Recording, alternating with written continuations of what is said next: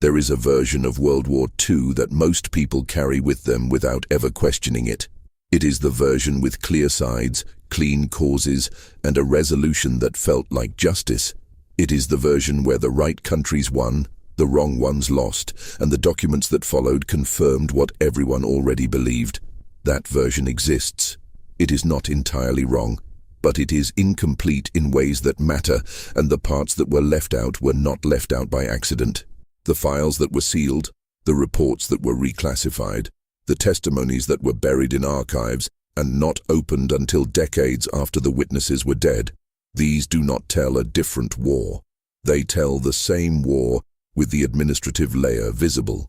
And when you see that layer, when you read the memos and the transfer orders and the casualty reports written in the passive voice, the war stops feeling like a confrontation between good and evil and starts feeling like what it actually was: a system, a functioning, document-producing, bureaucratically coherent system that processed human beings at a scale and with a regularity that made the processing feel, to the people inside it, like work. That is the part that was censored. Not the violence. Violence was reported, photographed, and eventually prosecuted. What was censored was the ordinariness. The fact that men went home at the end of their shifts. The fact that offices filed reports. The fact that supply chains were maintained, that accounting was done, that forms were submitted in triplicate and approved and sent up the chain of command where other men initialed them and moved on to the next item on their agenda. What the declassified files reveal is not a story of monsters. It is a story of procedures, and that is significantly harder to process. The first thing the files establish across nearly every theater of the war and every nation involved is that the distance between legal and moral was enormous, and that almost no one within the institutions was tasked with measuring it. Legality was the operating standard. If something had authorization, if it had been signed off by the appropriate authority, it moved forward. The question of whether it should move forward was not part of the form. There was no field on the requisition document for moral objection. There was a field for quantity, a field for destination, a field for date of submission, and a signature line at the bottom. This is where the history that most people know begins to diverge from the history that the files describe. There were programs in operation during the Second World War that were not acknowledged by the governments that ran them until 50, 60, 70 years after the fact. Some have still not been fully acknowledged. These were not rogue operations. They were not the work of individual bad actors operating outside the system. They were the system. They had budgets. They had personnel files. They had oversight committees and inspection schedules and internal audits. They were, by every bureaucratic measure, legitimate. The Japanese military's Unit 731 is perhaps the most documented example of what institutional science looks like when the subjects are classified as something other than human. The unit operated out of a large facility in Manchuria, in a compound that employed thousands of people across multiple departments.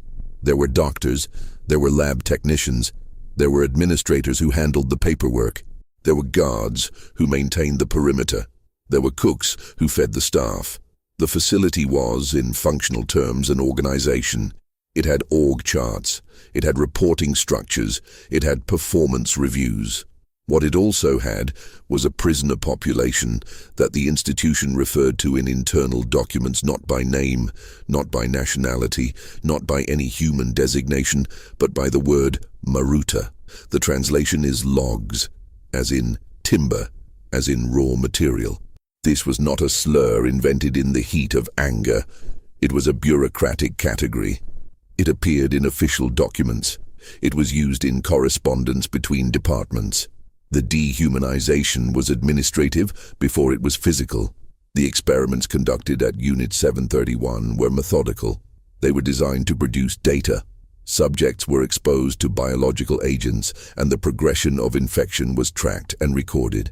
Limbs were subjected to extreme cold to study frostbite at various stages. Surgeries were performed without anesthesia, not because of supply shortages, but because the researchers wanted to observe the physiological responses that anesthesia would have masked. Vivisections were conducted and the results were filed. The files were organized. The organization was intact when the war ended. When American forces arrived and encountered the remnants of the program, a decision was made at a level of government high enough that the paperwork took decades to surface. The scientists who had run the experiments would not be prosecuted. They would be debriefed. Their data would be transferred. In exchange for the biological weapons research they had accumulated through their work on living human subjects, they were granted immunity. The transaction was documented. The documentation was classified. The classification held for decades. The men who ran Unit 731 went home. Several became prominent figures in post-war Japanese medicine. They published papers. They held academic positions. They died at advanced ages surrounded by colleagues who either did not know or did not ask. The data they produced ended up in American military research archives, where it was integrated into programs that had their own classification levels and their own filing systems. This is not an aberration in the history of the war. It is a pattern. The pattern appears in the American occupation of Germany as well, in a program that was initially classified and only became a matter of public record through documents released under the Freedom of Information Act, beginning in the 1970s and continuing in waves through subsequent decades. The program was called Operation Paperclip, and its mechanism was straightforward in the way that institutional mechanisms tend to be when the goal is clear and the moral questions have already been set aside. Germany had scientists. The scientists had knowledge. The knowledge was valuable. The fact that many of these scientists had conducted their research using concentration camp prisoners, had designed weapons intended for use against civilian populations, had been members of organizations whose activities were at that moment being prosecuted as crimes against humanity. These facts appeared in the files. They did not prevent the files from moving forward. What happened in many cases was that the records of party membership, of wartime activities, of institutional affiliations that would have disqualified candidates from immigration under existing American law were quietly altered. The word altered understates it. In some cases they were rewritten, new documents were created, old documents were removed. The people who did this were American government employees performing their assigned duties. They processed paperwork. The paperwork moved through the system. The system produced outcomes. More than 1,600 German and Austrian scientists, engineers, and technicians were brought to the United States under this program. They worked at American universities, at American military installations, at American aerospace facilities.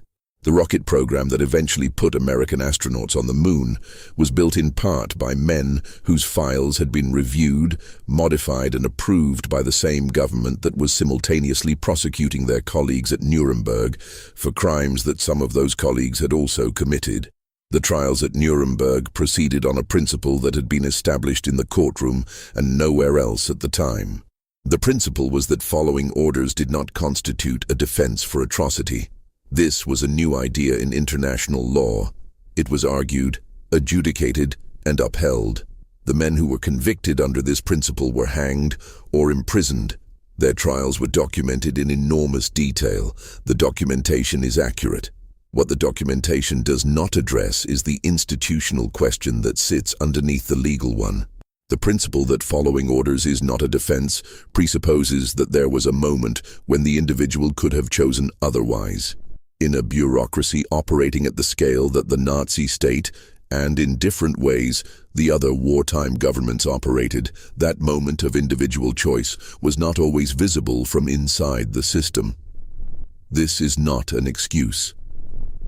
It is an observation about how institutions work that the post-war legal framework was not designed to engage with, because engaging with it would have required prosecuting the system itself, and systems cannot stand in a dock. The records from the Einsatzgruppen trials revealed something that the psychological literature has been processing ever since. The men who participated in mass killings in Eastern Europe were not a self-selected group of ideological extremists in every case. Some were. But the units also contained men who had no particularly strong ideological commitments, men who had been assigned to the units the same way they had been assigned to any other posting. The records of their activities were kept with precision. Casualty counts were filed with the same regularity and in the same format as other military reports. The reports traveled up the chain of command. They were received, processed, and filed.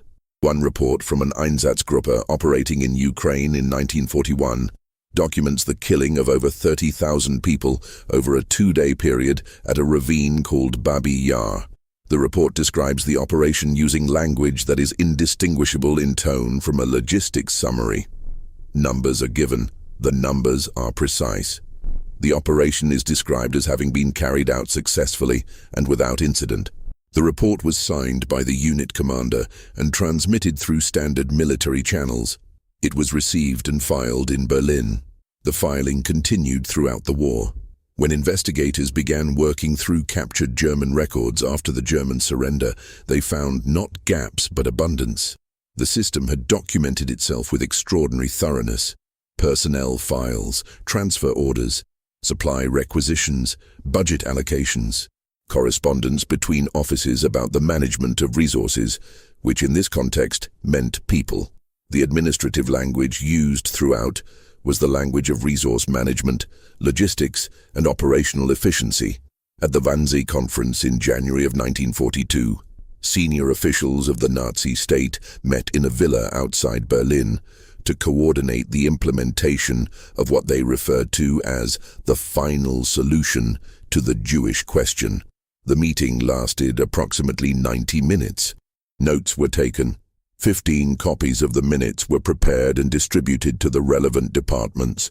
1 copy survived the war. It was found in the files of the German Foreign Office. The document is remarkable for what it does not contain. There is no discussion in the minutes of whether the policy is correct. There is no recorded objection from any participant. There is no emotional language of any kind. The conference addressed itself to questions of implementation. How many people were affected? How the affected populations were distributed across different administrative territories? Which agencies would be responsible for which aspects of the operation? How existing transportation infrastructure could be allocated and optimized? What the relationship between different departments would be as the operation proceeded? It reads like the minutes of a logistics meeting. It was the minutes of a logistics meeting. The subject matter was genocide, and it was addressed with the same procedural attention that any large organizational challenge would receive from competent administrators trying to coordinate across multiple departments. The men who attended that meeting went back to their offices afterward. They had other meetings, they had other work. The conference had clarified responsibilities and streamlined coordination. That was its purpose, and it served its purpose. The follow-up communication that flowed from the conference used the same bureaucratic language the minutes had established. The operation that followed the conference processed millions of people through a system that had trains, schedules, manifests, and arrival records at one end, and crematoria with capacity calculations and maintenance logs at the other. The capacity calculations exist in the files. Engineers prepared them. The calculations determined how many people could be processed in a given period given the available infrastructure. When infrastructure was insufficient, plans were made to expand it. Expansion projects were proposed, budgeted, contracted, and constructed. Construction companies bid on the contracts. Workers were hired and paid. Architects drew plans. The plans were reviewed and approved. The machinery of industrial killing was built by people doing jobs. They were paid. Their work was evaluated. The organizations they worked for had human resources departments and payroll systems and health and safety protocols for their employees. The employees went home at the end of their shifts. The Allied side of the war produced its own sealed files, and those files have been opened in stages that are still ongoing. The moral clarity of the Allied cause was real in its foundations and genuinely important in its outcomes. It was also, at the level of institution and procedure, considerably messier than the post-war narrative acknowledged. The strategic bombing campaign that the United States and Britain conducted against Germany and Japan has been a subject of historical debate for decades. The version in the official records and the version in the classified files diverge in ways that are instructive. The official account of strategic bombing emphasized precision. Targets were military and industrial.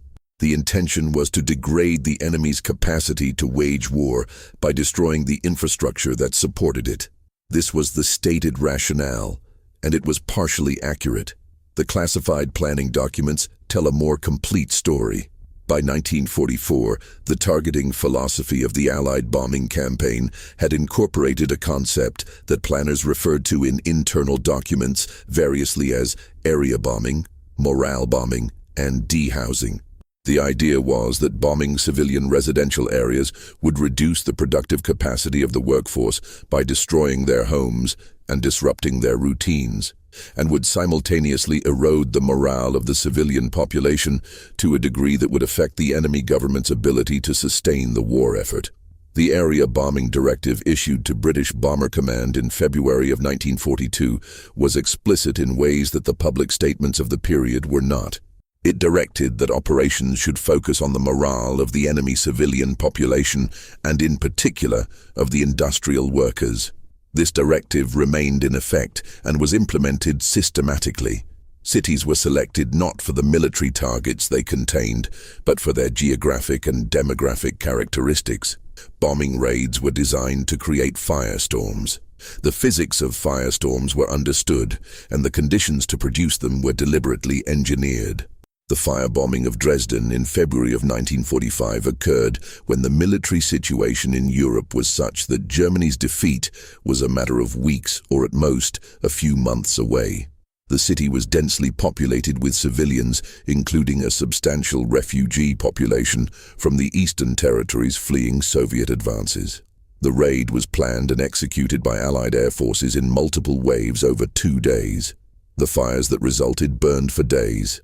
The death toll has been a subject of ongoing historical dispute, but the consensus estimate among serious historians using post-war German records is in the range of 22 to 25,000 people. The original claims made in some post-war accounts were substantially higher, and the original claims made in Allied press releases were substantially lower. What the planning documents show is that the humanitarian outcomes were not incidental. They were the mechanism. Killing civilian workers and destroying civilian infrastructure was the operational logic. It was in the files before the planes took off. The bombing of Tokyo in March of 1945 was planned by General Curtis LeMay and implemented using incendiary bombs specifically selected for their effectiveness against the densely packed wooden structures that characterized much of the city's residential areas. The raids on Tokyo, and subsequently on dozens of other Japanese cities, killed more people than the atomic bombings of Hiroshima and Nagasaki. They were conducted over a period of months. Each raid was planned, executed, and debriefed with the same procedural thoroughness that characterized all military operations of the period. LeMay was candid in private about what the bombing campaign was doing. He stated in a post-war interview that if the United States had lost the war, he would have been tried as a war criminal. This statement appears in the historical record. It was not classified. It was simply not part of the dominant narrative that developed in the post-war period, because the post-war narrative had no mechanism for incorporating it. The atomic bombings of Hiroshima and Nagasaki on August 6th and 9th of 1945 have generated more historical and ethical literature than almost any other events of the war. The files associated with the decision to use atomic weapons have been extensively released and studied. What they show is a decision process that was bureaucratically normal in nearly every respect except its subject matter. The target committee that selected Hiroshima and Nagasaki from a list of potential targets did so using criteria that were discussed and documented. Cities with dense populations were preferred. Cities that had not been significantly damaged by conventional bombing were preferred because undamaged cities provided better conditions for assessing the effects of the new weapon. Kyoto was initially on the target list and was removed after the Secretary of War, Henry Stimson, intervened. His stated reason was cultural and historical. The decision to remove Kyoto and select Nagasaki as its replacement was processed through the appropriate channels. The crews of the Enola Gay and Boxcar were given briefings and flew their missions and returned to their bases and were debriefed. The debrief reports are in the files. The bomb damage assessment reports that followed are in the files. They describe, in the language of operational reporting, the effects observed on the ground. The language is not emotional. It is descriptive in the way that operational reports are descriptive. Square mileage destroyed, estimated population density in the affected area, infrastructure damage, expected effect on enemy war-making capacity. There are other files from the atomic bomb program that received less attention in the post-war period. The testing of nuclear weapons at Bikini Atoll in 1946 exposed thousands of American service members to radiation levels that were not disclosed to them. The tests were designed to assess the effects of nuclear weapons on naval vessels and equipment. Service members were present during the tests. Some were ordered to sail through contaminated water afterward to assess whether it was safe to do so. The medical records of these men were tracked for decades. The long-term health outcomes were documented. The documentation was classified. When the records were eventually released, they showed that the government had known about the health consequences of the exposure, had tracked them, and had not disclosed them to the individuals affected or to their doctors. Men sought treatment for conditions that their physicians could not explain because the physicians did not know their patients had been exposed to radiation. The government knew. The knowledge was in the files. This is a pattern that appears across multiple programs in multiple countries in the immediate post-war period. The infrastructure of secrecy that had been built during the war did not disassemble when the war ended. It continued to function. It processed the information it had and determined what portion of that information should be disclosed and what portion should remain within the system. The decisions were made by committees. The committees produced memos. The memos were filed. The treatment of prisoners of war by all major powers during the conflict diverged substantially from the formal requirements of the Geneva Conventions in ways that the official records of each power either minimized or omitted entirely. The Japanese treatment of Allied prisoners is well documented and has been the subject of numerous prosecutions and historical works. The systematic starvation, the forced labor, the executions, the medical experiments conducted on prisoners in some facilities, these are in the record. Less discussed in the dominant historical narrative is the treatment of German and Japanese prisoners by Allied forces, not as a moral equivalence, but as a factual matter about what the files contain. The records show a range of practice that varied significantly by theater, by unit, by the circumstances of capture, and by the period of the war. In the early years, the processing of prisoners was chaotic in ways that produced outcomes that were not consistent with the formal conventions. As the war progressed and prisoner numbers grew, the systems for managing them became more regularized, but the regularization did not always produce compliance. The files relating to the treatment of German prisoners after the German surrender in May of 1945 are particularly instructive about the gap between institutional language and institutional practice. Eisenhower created a prisoner classification called Disarmed Enemy Forces, abbreviated in the documents as DEF. The classification was bureaucratically significant because the Geneva Convention protections that applied to prisoners of war did not explicitly apply to DEF prisoners under American interpretation. The classification allowed for detention conditions and food ration levels that would not have been permissible for POWs under the conventions. The death toll among German prisoners held in open-air enclosures along the Rhine River in the spring and early summer of 1945 has been a matter of substantial historical dispute. The camps were real. The conditions in them were documented by international Red Cross observers who attempted to inspect them and were refused access. The refusal of Red Cross access was itself a violation of convention norms, and the refusal was documented. The conditions that the refusal concealed have been estimated, reconstructed from survivor accounts, and debated by historians for decades. The official American records for the period show prisoner numbers that critics have argued are inconsistent with what the logistics could have sustained. The Soviet treatment of German prisoners is more extensively documented and less disputed in its basic character. Of the roughly 3 million German soldiers taken prisoner by Soviet forces, approximately 1 million died in captivity. They died of starvation, of disease, of forced labor in conditions that were deliberately lethal, and in some cases, of execution. The files of the Soviet camp system, the Gulag administration, contain the prisoner records. The records are administrative documents. They list arrivals and departures. The departures are classified by reason, including death, and the reason of death is given a code. The codes are in the files. The Soviet Union was an allied power. It fought on the same side as the United States and Britain against Germany. It lost somewhere between 20 and 27 million people in doing so.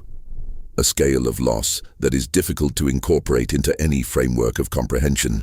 It was also running the largest forced labor and political detention system in the world simultaneously. The camps did not pause during the war. They continued to receive prisoners. They continued to produce labor. They continued to process deaths. The administration of the camps was maintained throughout. Stalin's wartime orders regarding retreat and surrender produced their own category of sealed file. Order number 227, issued in July of 1942 and known in its time as the Not One Step Back Order, established penal battalions composed of soldiers accused of cowardice or unauthorized retreat. These men were placed in the most dangerous positions, used in attacks where survival was statistically unlikely, and were monitored by blocking detachments positioned behind them to ensure that they advanced. Soldiers who turned back were shot by their own side. The order was implemented, and the implementation was tracked. Records of blocking detachment activities exist in the Soviet archives, some of which have been opened, some of which remain restricted. The use of penal battalions was not unique to the Soviet Union. German military law also provided for severe punishment of soldiers who retreated without orders, and the German military court system executed thousands of its own soldiers during the war for desertion and cowardice. The precise number was classified in the post-war West German government, which was not eager to advertise the scale of its judicial predecessor's severity against its own troops. The files were eventually compiled and the numbers released. More than 15,000 German soldiers were executed by German military courts during the war. The court records exist. The sentences were imposed by a functioning judicial system with judges and prosecutors and defendants and verdicts. Some of those executed were teenagers. Some were executed for offenses that in a different context would not have been offenses at all. A man who expressed a negative opinion about the war in a private letter that was intercepted could be tried and executed. The system that prosecuted him operated according to its own procedural rules. The rules were followed. The procedures were correct. The British colonial framework, through which much of the war's logistics were managed in Asia and Africa, produced its own category of suppressed record. The Bengal famine of 1943 killed somewhere between 2 and 3 million people in British India during a period of active warfare in the region. The famine was not caused by a natural failure of harvests alone. It was significantly caused by a set of wartime policies that diverted food resources away from Bengal, that prevented relief from reaching affected populations, and that maintained export of grain from a starving province to support the British war effort. The Churchill government's internal communications about Bengal during this period were classified for decades. When the files were opened, they showed that senior officials were aware of the scale of the mortality in real time. They received reports. The reports described the situation with the kind of bureaucratic precision that characterized all official reporting of the period. Numbers of deaths, distribution of mortality across different regions, assessment of the adequacy of relief measures. The relief measures were inadequate. This was documented in the files at the time. The policy decisions that kept them inadequate were also documented. Churchill's personal communications regarding Bengal in this period, which became available through the gradual declassification of British government records, reflect an attitude toward the affected population that informed the decisions being made. The attitude was not hidden from the officials who were making policy. It was the context within which policy was made. The famine continued. The documentation of it continued. The policy continued. American racial policies during the war produced a category of institutional record that was not classified in the traditional sense, but was effectively suppressed through the institutional machinery of the period and only fully integrated into the mainstream historical account in recent decades. The internment of Japanese Americans following the attack on Pearl Harbor was implemented with bureaucratic thoroughness. Families were given notices. The notices specified reporting dates, allowed luggage quantities, and the address of collection points. The families complied, the compliance was processed, the processing was recorded. The records of the War Relocation Authority contain the administrative history of a system that removed more than 120,000 people from their homes and businesses and placed them in facilities that were operated with the same organizational attention that characterized all large government programs. There were intake forms, there were housing assignments, there were work assignments, there were schools, there were elections for camp governance councils. There were newsletters published by camp residents. The administration of the system produced paperwork throughout its operation, and the paperwork is intact. What the records also contain, in less visible form, is the legal and political decision-making process that produced the internment. The lawyers who signed off on it, the officials who approved it, the court that upheld it, these are all in the documents. The Supreme Court decision in Korematsu v. United States, decided in 1944, upheld the constitutionality of the exclusion orders. The decision was reached through the normal processes of the court. It cited military necessity. It deferred to executive authority. It was a proper legal decision according to the procedures of the institution. The decision was not formally overruled until 2018. For 7 decades, it remained technically valid precedent. The institutional machinery that had produced the internment had also produced its legal foundation, and that foundation persisted long after the event it had authorized had passed. The use of prisoners and forced laborers in wartime industrial production occurred at a scale that has been unevenly represented in the historical record, depending on which nation's industries were involved. The Nazi use of forced labor in German industrial production is extensively documented.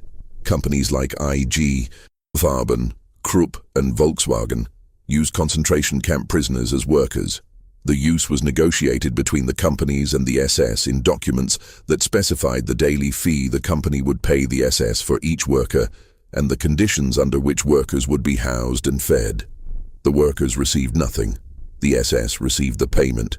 The companies received the labor. The transactions were recorded. After the war, prosecutions of company executives for the use of forced labor were conducted as part of the Nuremberg successor trials. Some executives were convicted and sentenced.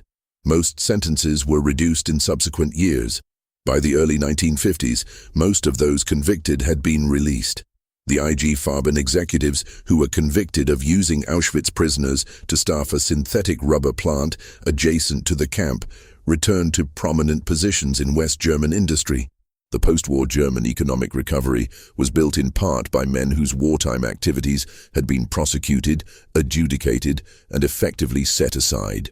The file on corporate use of forced labor does not end in Germany. Japanese corporations used Korean and Chinese forced laborers at a scale comparable in some respects to German practices. The workers were transported under military authority, assigned to industrial facilities and mining operations, and worked under conditions that produced high rates of death. The records of these assignments were kept. The records were in the possession of the Japanese government and the corporations involved when the war ended.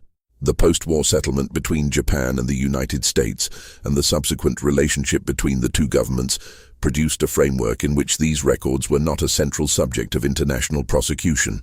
The war crimes trials conducted in Tokyo addressed military and political leadership. The corporate infrastructure of forced labor did not receive the same level of attention at Tokyo that it had received at Nuremberg. The records remained largely within Japanese governmental and corporate custody. Some were destroyed. Some were retained.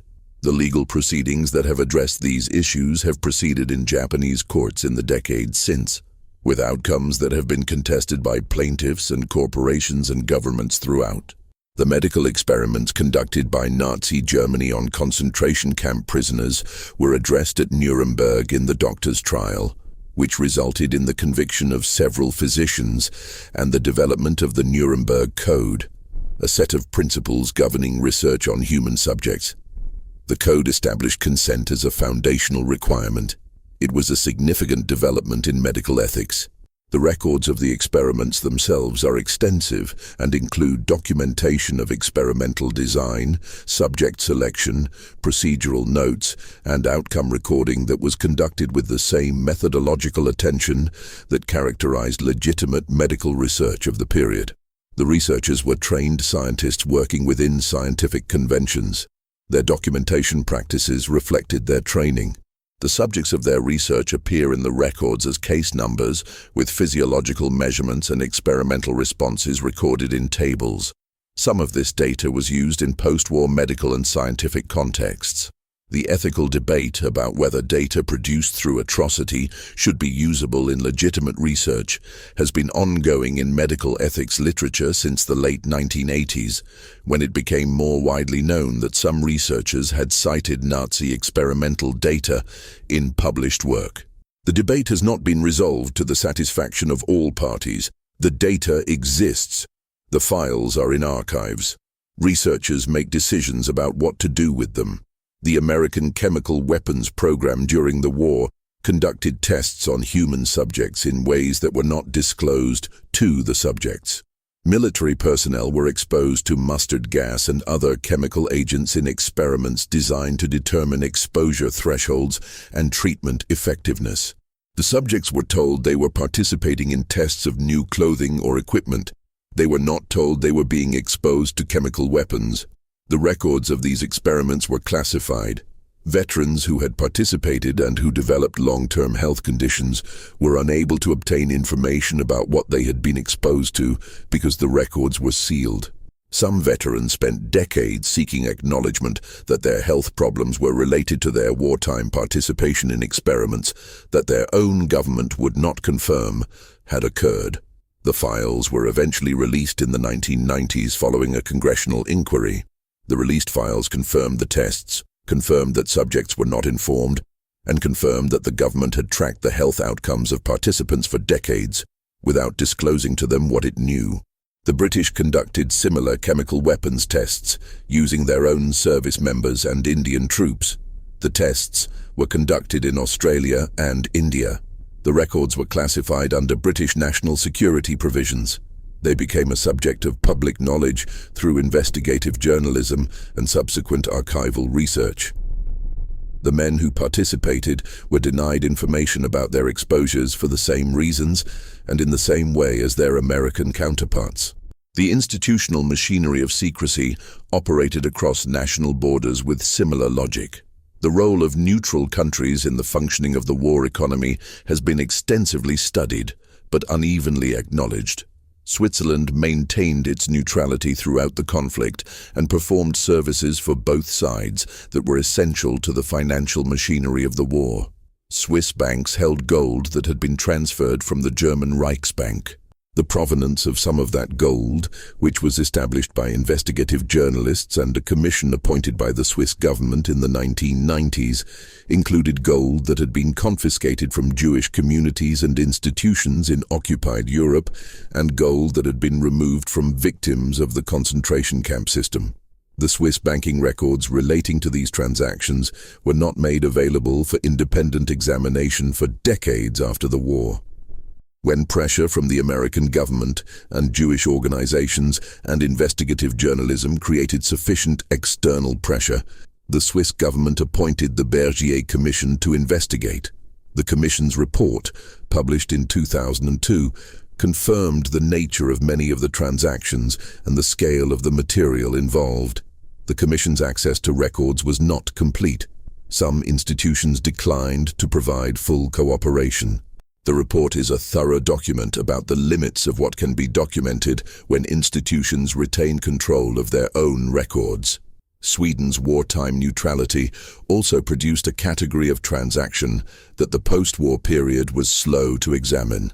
Swedish iron ore was essential to German steel production throughout the war, including the period during which it was clear that the steel was being used to produce weapons deployed against Allied forces. The shipments continued because they were economically and institutionally rational. The neutrality framework provided a legal basis for the transactions. The transactions were documented. They appeared in trade records and shipping manifests and customs filings of the relevant governments. The Spanish government of Francisco Franco, which had received substantial military assistance from Nazi Germany during the Spanish Civil War and maintained close relations with the Axis powers during the early years of the Second World War, supplied military labor to Germany in the form of the Blue Division, a Spanish military unit that fought on the Eastern Front alongside German forces against the Soviet Union. The Blue Division's participation in the war is documented in both Spanish and German military records. The men who served in it were Spanish citizens fighting under German operational command in a war in which Spain was officially neutral. Franco's Spain also served as a significant transit point for intelligence operations by multiple parties and as a destination for refugees, German agents, Allied agents, and, in the later stages of the war, for fleeing Nazi officials and collaborators. The post-war use of Spain as a destination for individuals seeking to avoid prosecution was facilitated by the Spanish government's record-keeping and administrative practices, which did not always cooperate with Allied efforts to track and locate war criminals. The networks through which former SS personnel and other individuals associated with Nazi atrocities escaped Europe after the war, the routes known collectively as ratlines, operated with institutional support from multiple sources that were not identified or acknowledged in the immediate post-war period. The Vatican's role in providing travel documents and assistance to some individuals moving through these networks has been documented through research in Italian archives and through investigative journalism. The documents do not show Central Vatican authorization at the highest levels. They show the actions of specific individuals within Vatican-affiliated institutions who made decisions about who to assist. The American intelligence community's use of former Nazi intelligence personnel in the immediate post-war period is documented in files that were released beginning in 2004 under the Nazi War Crimes Disclosure Act. The files show that the CIA and its predecessor organizations recruited former members of German military intelligence, including individuals with documented records of wartime atrocities, to assist in building intelligence networks focused on the Soviet Union. The recruitment was rationalized in the same way that Operation Paperclip had been rationalized. The intelligence value of the individuals outweighed other considerations. The other considerations were recorded in the files and then set aside. The most significant of these recruitment programs was built around Reinhard Gehlen, a senior German military intelligence officer who had run intelligence operations against the Soviet Union during the war. Gehlen's organization had been deeply embedded in the Eastern Front operations of the German military, and its activities had included intelligence support for operations that resulted in the deaths of Soviet prisoners of war and partisan populations. Gehlen's organization became, with American support and funding, a significant component of West German intelligence in the post-war period. The organization eventually became the Bundesnachrichtendienst, the West German Foreign Intelligence Service, which continues to operate today. The files about Gehlen's organization and the individuals it employed were classified by the CIA under provisions that kept them from full public examination for decades. When they were released, they confirmed both the scale of the recruitment and the wartime backgrounds of many of the individuals involved. The intelligence community's internal assessment of the moral questions involved was recorded in some of the documents. The assessment generally concluded that the operational necessity was sufficient to override the other considerations. The Pacific Theater produced its own category of suppressed history in the form of the Japanese Unit 731 data exchange that has been described here, but also in the form of American conduct during the island-hopping campaigns of 1943 through 1945.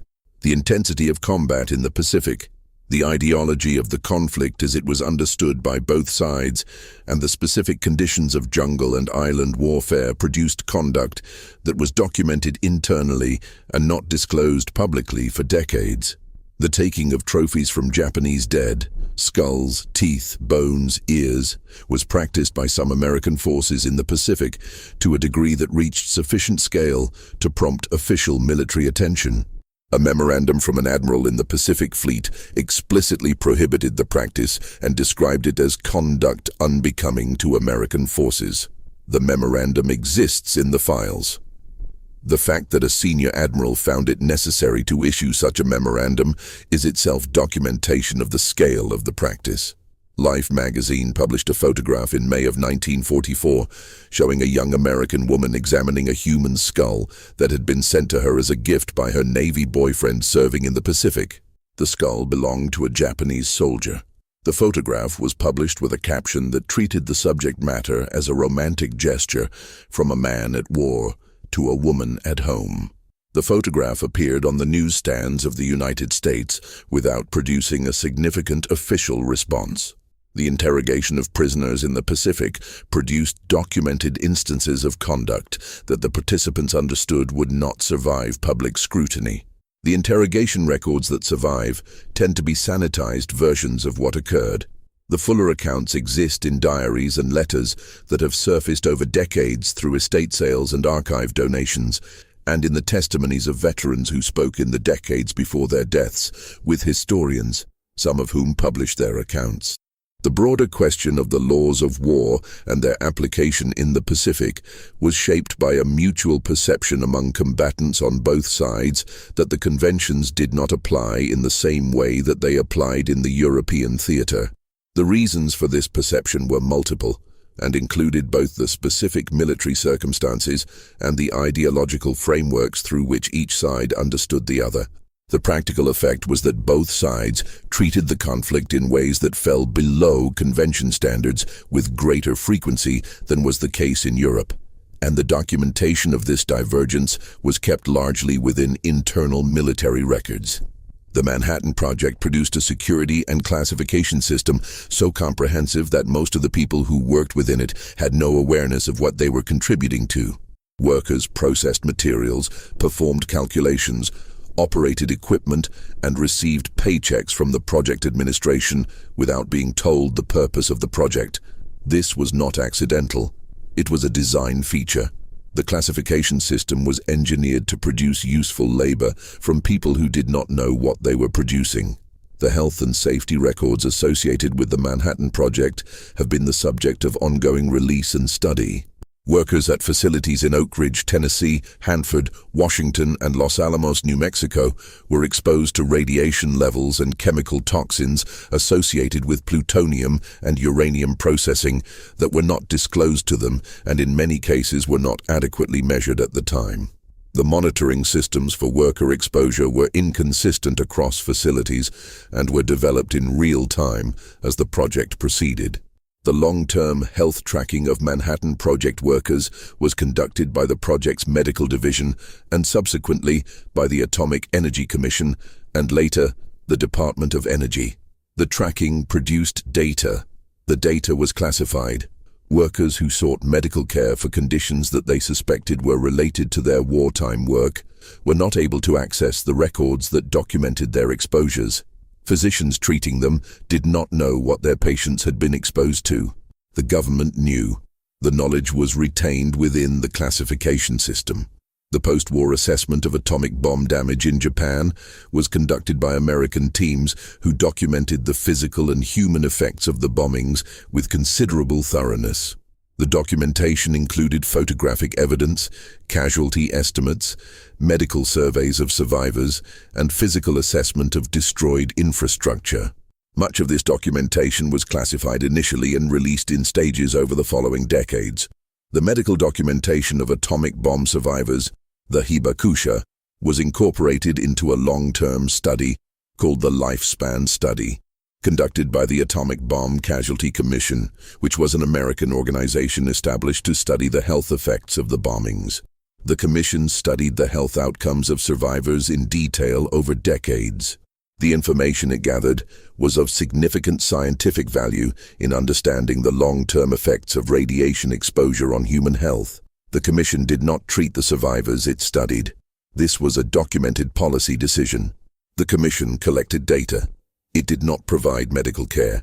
This produced a specific dynamic in which survivors understood that they were the subjects of scientific study by the nation that had bombed them, and that the scientific study was being conducted without any corresponding provision of medical assistance.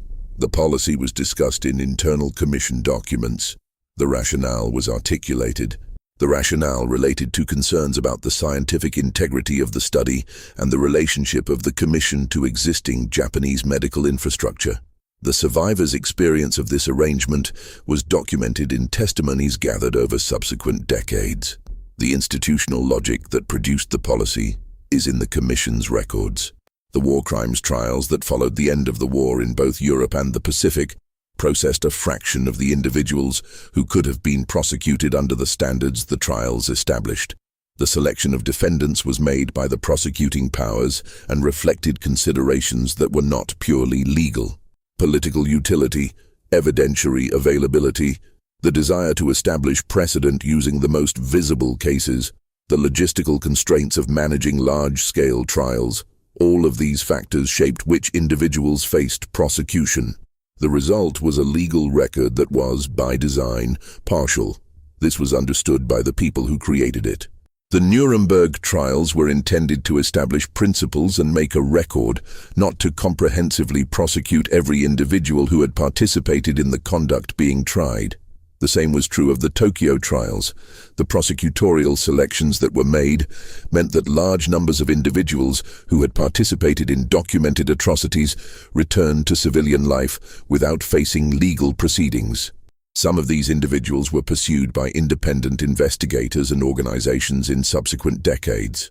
Some were prosecuted by West German courts in the 1960s and beyond, most notably in the Frankfurt Auschwitz trials of 1963 to 1965, which prosecuted guards and low-level personnel whose roles had been too minor for the Allied tribunals to address, but whose documented activities were nonetheless serious offenses. The Frankfurt trials produced convictions. The sentences were generally modest. The defendants were mostly older men by the time of the proceedings. The Mossad's operation to locate and capture Adolf Eichmann, one of the senior administrators of the Final Solution, who had escaped Europe through the Ratline network and was living in Argentina under a false identity, is well documented. The files relating to the operation were declassified by Israel and are among the most detailed accounts available of how a post-war intelligence operation worked to address the impunity that had characterized the immediate post-war settlement. Eichmann's trial in Jerusalem in 1961 produced one of the most widely discussed philosophical texts about the nature of bureaucratic evil. Hannah Arendt's reporting on the trial introduced the phrase "banality of evil" into the public discourse. The phrase has been debated and qualified by historians and philosophers for decades. What the trial records themselves show, independent of the philosophical interpretation, is consistent with what the wartime files show. Eichmann was a bureaucrat. He attended meetings, he wrote memos, he coordinated between departments, he solved logistical problems as they arose, he tracked his metrics, he filed his reports.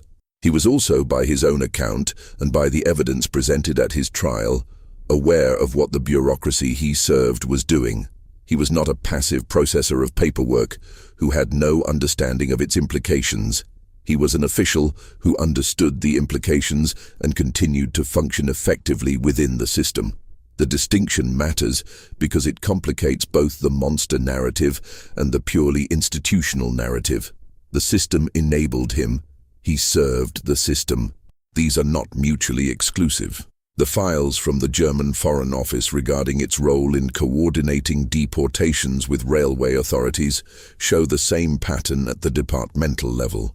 The Foreign Office was a diplomatic institution with a long history and a professional culture. Its personnel were educated, trained diplomats. During the war, some of them became involved in logistics that supported the extermination program, not because they were fanatical ideologues, but because the program required coordination with occupied governments and neutral countries, and the Foreign Office was the institutional mechanism for that coordination. The coordination was procedurally normal. The railway system, the Reichsbahn, was a civilian organization. It had a schedule. It had tariffs. The transport of prisoners to concentration camps was billed at the standard third-class passenger rate, reduced for groups. The billing department sent invoices. The invoices were paid. The accountants who processed them were employees doing their jobs. The post-war fate of these institutions is instructive. The German Foreign Office was reconstituted in the Federal Republic of Germany. Many of its post-war officials had also served in the wartime Foreign Office. A study commissioned by the German government and published in 2010 documented the extent to which former Nazi-era officials had continued to serve in the post-war institution and the extent to which the institution had protected its own history from scrutiny for decades. The study was conducted by independent historians. It was commissioned because external pressure had made the alternative, continued institutional silence, no longer politically viable. The Reichsbahn became, with significant continuity of personnel and management culture, the Deutsche Bundesbahn of the Federal Republic. The railway system that had transported prisoners continued to operate after the war as a railway system. This was, from a practical standpoint, inevitable. Railway infrastructure does not become something else because of what it transported. Railway workers have skills that transfer to peacetime operation. Institutions persist. They adapt their language and their stated purposes while retaining their organizational structures. This is, in the end, what the declassified files show most clearly and most consistently across all the nations and all the programs they document.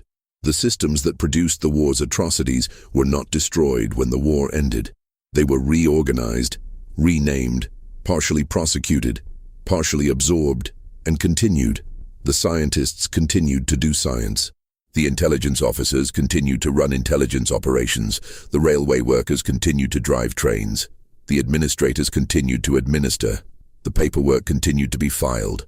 The war ended on September 2, 1945, with a formal surrender ceremony conducted on the deck of the USS Missouri in Tokyo Bay. The ceremony was organized with considerable attention to protocol. The document that was signed was prepared in advance by the appropriate staff. The signatories represented their respective governments. The signatures were affixed in order. The ceremony was photographed and filmed. The documentation of the war's end was produced by the same institutional machinery that had documented its conduct throughout. The classification systems that had been built during the war continued to hold their contents. The files that had not been released remained unreleased. The programs that had not been disclosed remained undisclosed. The men who had not been prosecuted returned to their lives. The institutions that had organized the killing reorganized themselves around peacetime purposes and retained their personnel and their records and their cultures.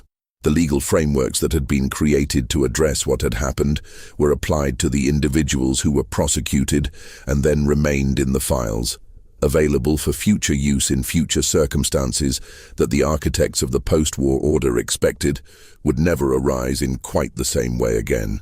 The systems did not end. The war did.